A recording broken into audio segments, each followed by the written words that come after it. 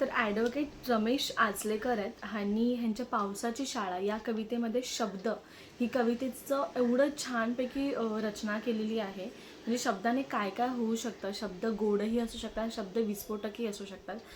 तर त्याच्याबद्दल थोडीशी कविता मांडली. फार सुंदर आहे, मी बोलून तुम्हाला सांगते. पहा. शब्द.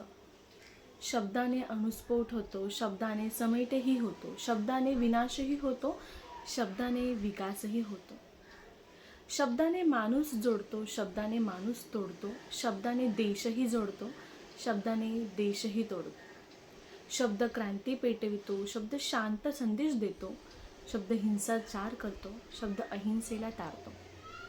शब्द मानवा घडवितो, शब्द मानवा रडवितो, शब्द मानवा हसवितो, शब्द मानवा हसवितो.